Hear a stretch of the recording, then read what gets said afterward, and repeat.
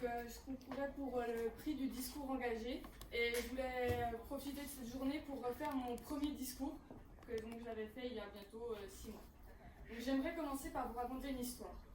Il est une fois l'histoire d'une jeune fille ou d'un jeune garçon. Le sexe n'a pas beaucoup d'importance. Il est donc une fois l'histoire d'un enfant qui se fait harceler par ses camarades. Il est donc une fois l'histoire d'un enfant qui se fait harceler par ses camarades. Tous les matins, il ou elle va en cours pour être rejeté, violenté, moqué par ses camarades. Ce n'est sans doute pas l'histoire la plus joyeuse ni la plus originale que j'ai pu trouver à vous raconter. Après tout, il y a tellement de personnes qui se font harceler. J'ai parfois l'impression que même le fait de parler de suicide ou de mutilation, ces ultimes échappatoires au harcèlement, même cela ne choque plus personne.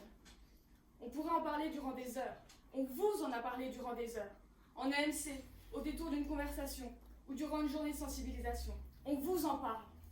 Et pourtant, ils s'appellent Lucas, Antoine, Émilie, Évangéline, Sarah, Thomas, Lucie, Fabien, Emma et ont vécu, vivent encore aujourd'hui le harcèlement.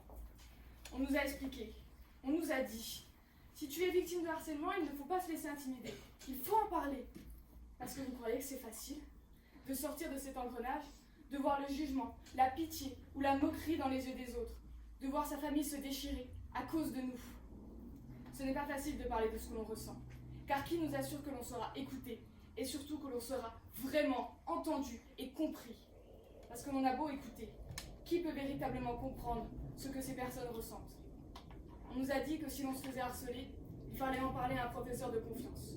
En parler à un prof, mes parents ont nous parlé à un professeur. Vous savez ce qu'il nous a répondu?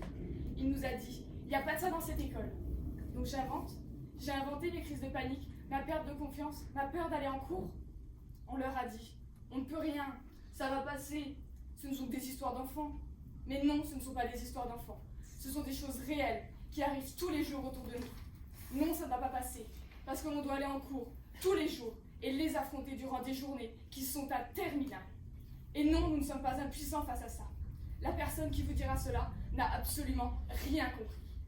On peut se battre, témoigner contre les harceleurs ou pour la victime, et se battre aux côtés de chacun pour les aider à surmonter les pires moments de leur vie.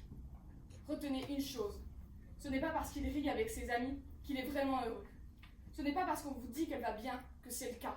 Et ce n'est pas parce que vous ne le voyez pas que cela n'existe pas.